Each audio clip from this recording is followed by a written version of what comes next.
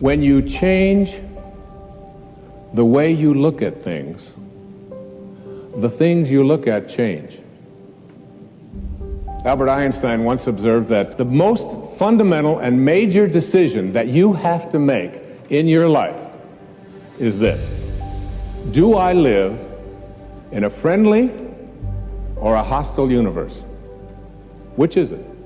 Is it a universe that is filled with hostility and anger and people wanting to hate each other and people wanting to kill each other? Is that what you see? Because when you see the world that way, that's exactly what you will create for yourself in your life. This is from great scientific minds.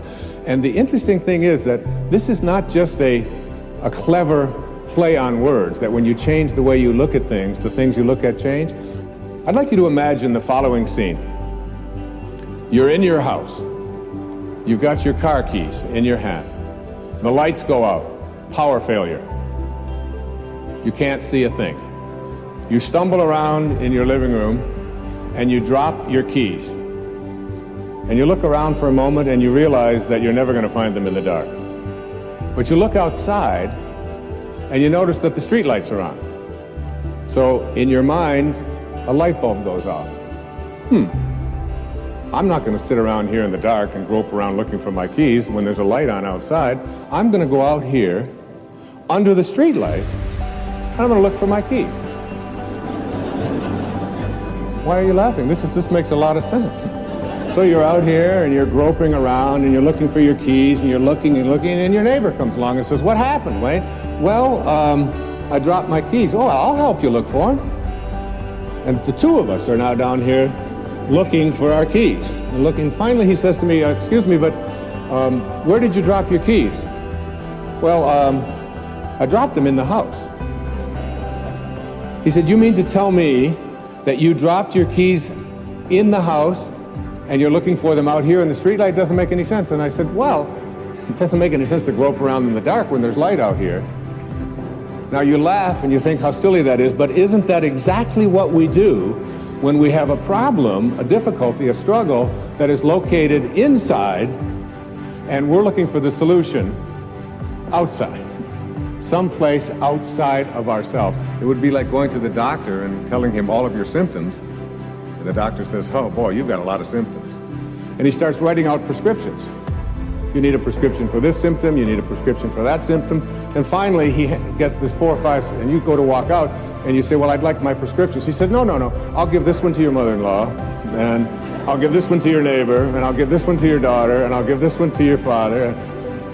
I mean, you're the one with the struggles and with the difficulties. Expecting somebody else to change or something outside of you to get better in order for you to make your life work is something you have to really take a hard look at. It's in here. And this is a very difficult principle for many people to get, but one that I believe very strongly in. I was in a group one time of drug addicts and alcoholics.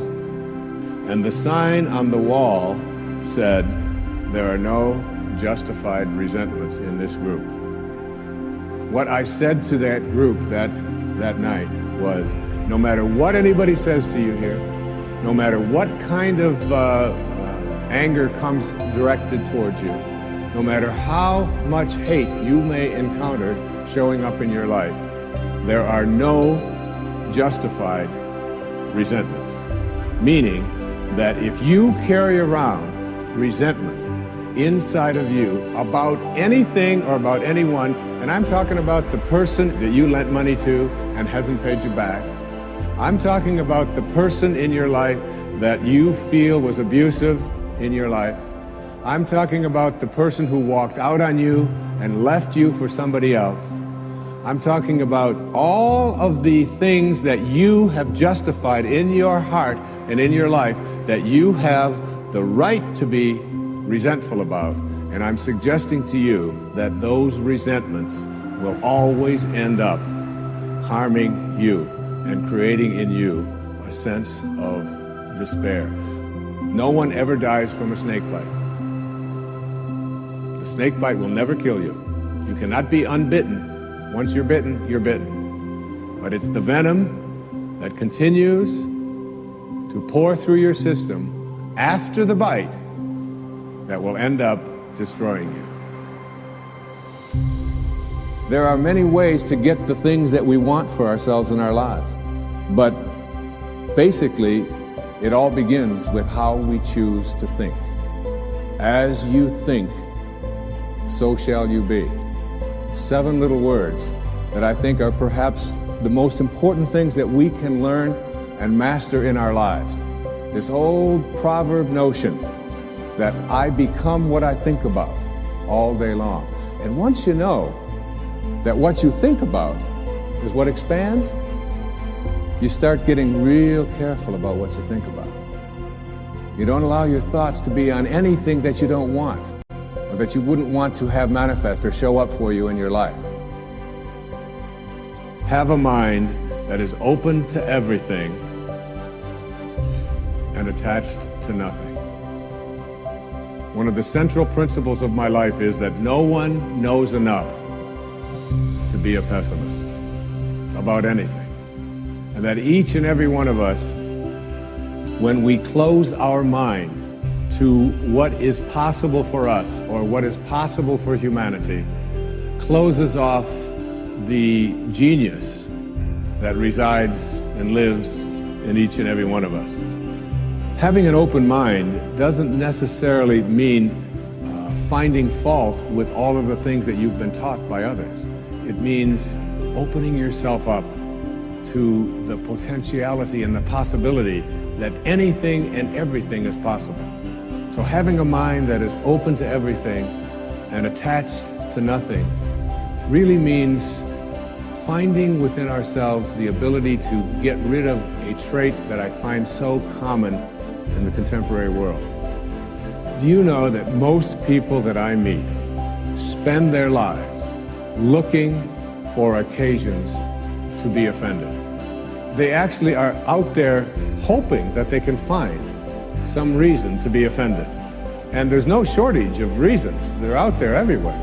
The way this person dressed, what this person said, they turn on their TV, they hear the news, they're offended by this. Someone used language that they didn't like, someone doesn't share the same customs that you, and people all day long. In fact, if you keep track tomorrow, you will find probably 100 reasons that you can go around being offended.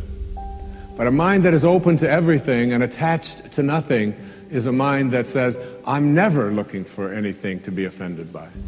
And that whatever anybody else out there has to say, my response to that is, that's an interesting point of view. I've never considered that before. The next principle I call don't die with your music still in you. And who better to quote than Thoreau when he talked about some of us hear a different drummer, and we must march to the music that we hear. But all of you have some music playing. And all of you have a heroic mission. There's no accidents in this universe. We all show up here with a purpose. There's an intelligence that is a part of everything and everyone, and all of us are connected to it. And too many of us are afraid to listen to that music and march to it. You out there, I know you have a book you wanted to write. I know there's a composition you wanted to compose. I know there's a song you want to sing someplace. Maybe you want to raise horses out in Montana. Or maybe you want to open up an ice cream shop on Cape Cod. Who knows what it may be. Maybe you just want to travel and see the world. Maybe you want to go into a relationship with someone but you've been afraid to, but your heart says it's the right thing to do. All of us feel something. And in Leo Tolstoy's famous novel, The Death of Ivan Ilyich, he asks this question that would be terrifying to me.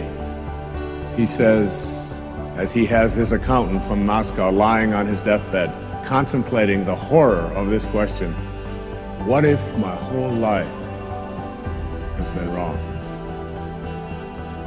I've known what my music is. It's playing right now. As I stand here in front of you with these cameras and in this place, and as I sit down and write my books and tell the world what I know are my truths, I feel always completely on purpose and fulfilled.